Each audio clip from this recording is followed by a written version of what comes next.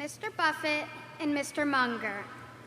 Hi, my name is Daphne. I'm from New York, and I'm 9 years old. And I'm excited to be at the Berkshire meeting, and this is my 3rd year. Wow.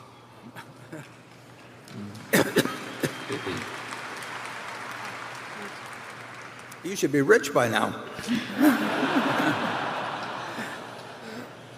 You have often said that investors are well served by identifying businesses with a wide moat, where the castle behind the moat is run by a king or queen who can be trusted to make good decisions.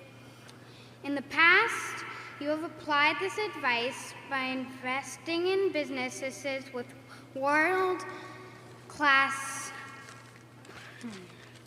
strong brands such as Coke, American Express, and Seas, as well as media companies that has helped these brands protect and widen their moats, such as Cap Cities, ABC, and the Washington Post.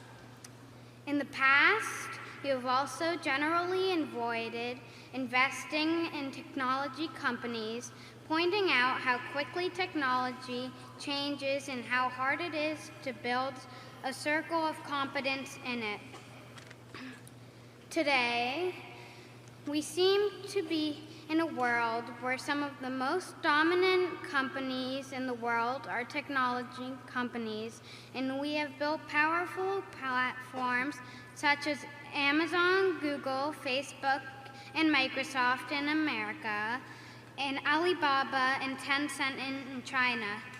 These companies all have wide moats, strong brands, and are led by brilliant and entrepreneurs. That's good. My question to you is this.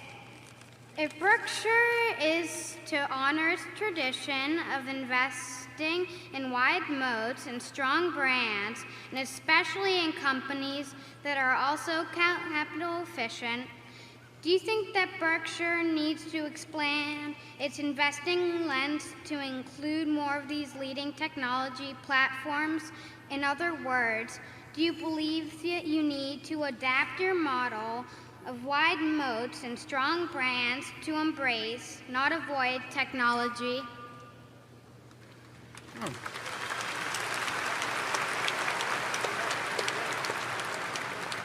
I think the answer is maybe. I think the answer is to put her on the board and it'll bring down the average age enormously. We won't get criticized as much. You're exactly right in that we do like moats, and we used to be able to identify them in a newspaper that was the only newspaper in town, or in TV stations where we felt the dominant positions, and we felt the product was underpriced in terms of advertising.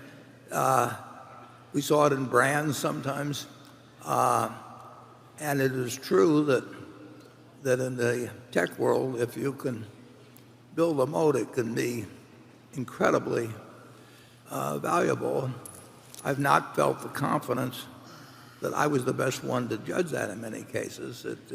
It wasn't hard to figure out who was winning at any given time or what their business was about, but there were a huge number of people that knew more about the game than I did, and we don't want to try and win at a game we don't understand. We may hire people, such as Ted and Todd, that are better at understanding certain areas of investing than I am, or maybe even Charlie is.